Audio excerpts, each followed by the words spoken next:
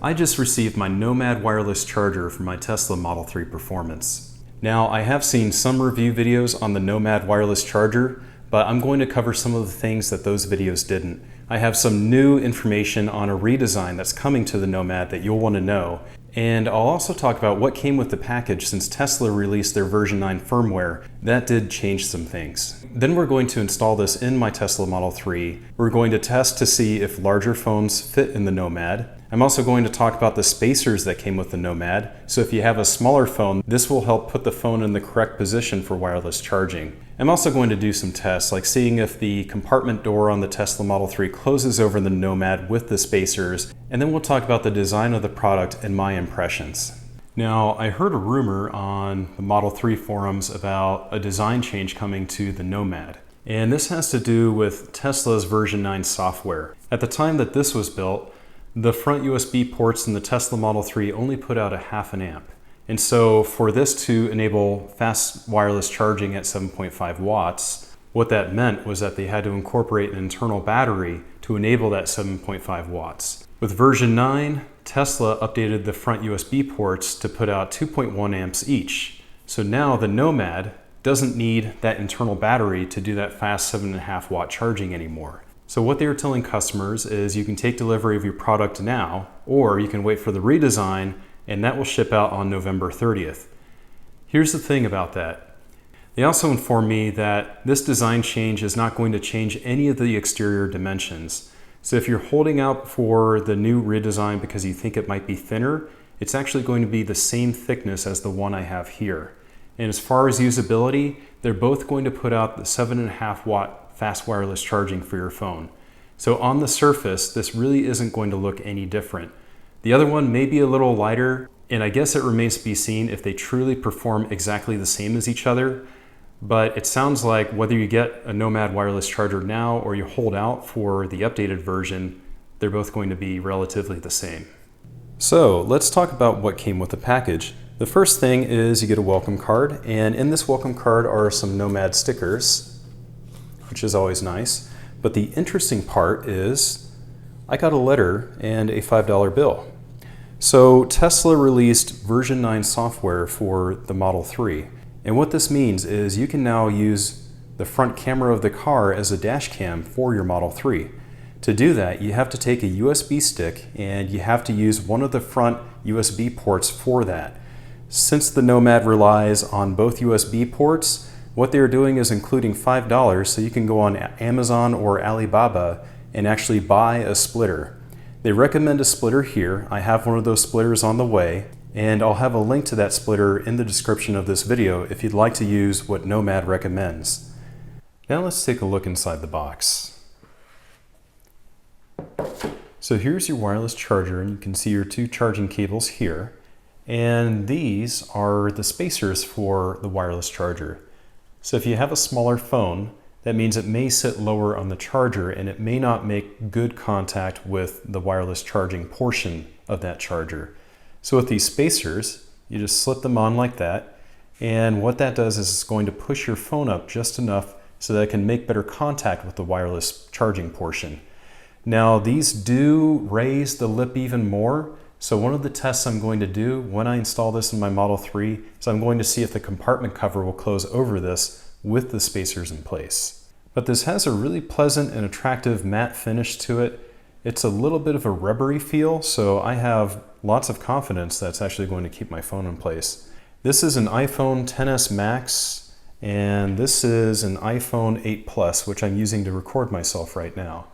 So it looks like these will actually fit on the charger, but we're going to do this test again also when this is installed in the car. And so this is what the back of the unit looks like.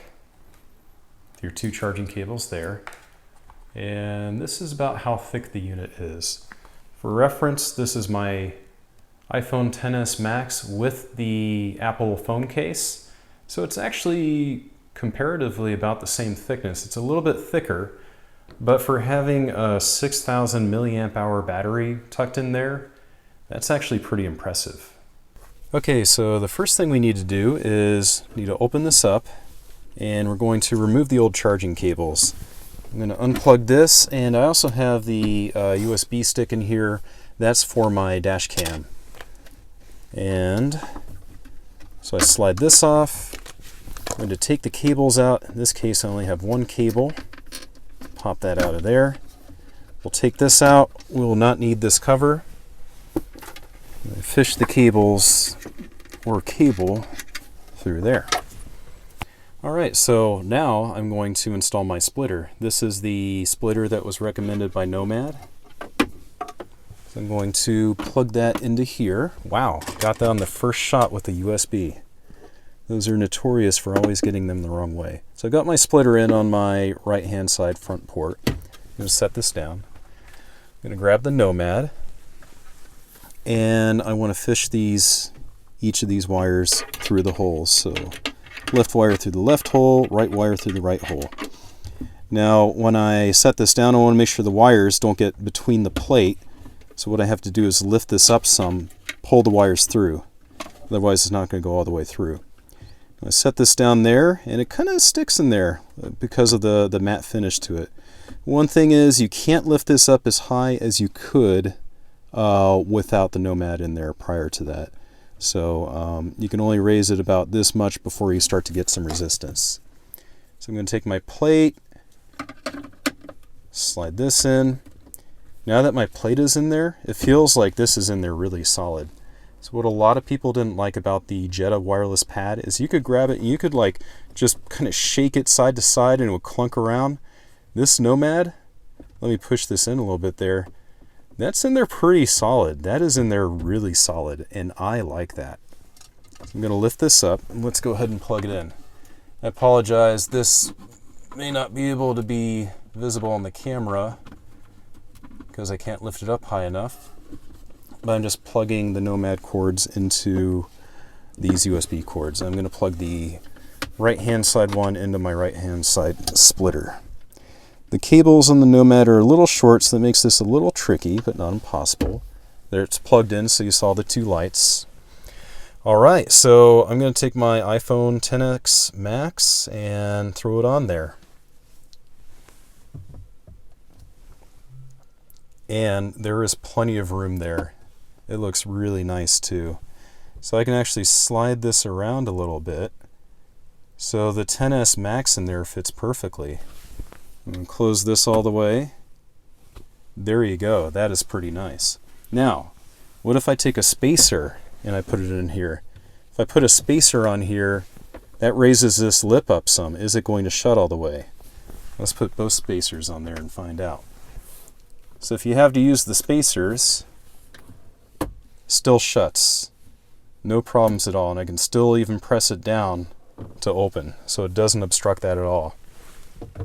Of course, with the spacers in, with a larger phone, it makes it a lot harder to get in, but since I don't have a smaller phone, I will take these guys out. Okay, now I'm going to unplug my mic, which is my other phone. I'm going to put both the iPhone XS Max on this side, and this side is going to be an iPhone 8 Plus.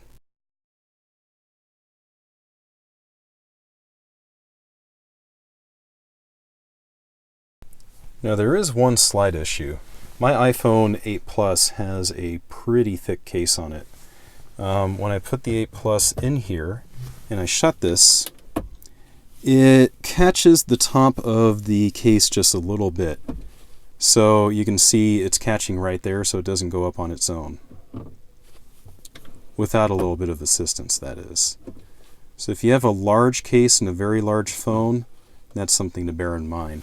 So when I had the Nomad on order, I had a couple of concerns. The first concern was I wasn't sure if it was going to rattle around in the compartment because it's not fastened in the back. And the other concern was I was a little worried about the thickness and whether the compartment door was actually going to close over it. Happy to say that now that I have the Nomad, I'm very impressed with this, very impressed with the design. And thankfully, none of those concerns are really an issue. I think this is the best wireless charger you're going to find for the Model 3, and it just looks like it belongs in a Tesla. If you're interested in purchasing the Nomad or the wireless splitter, I'll have the link in my description. And if you're thinking of a Tesla, see my description for my referral code. By using my referral code, you'll get a $100 Amazon gift card and you'll get $100 of supercharging credit. I hope you found this video informative. I have lots of other videos on the Tesla Model 3. Please don't forget to like and subscribe and check out my many other videos.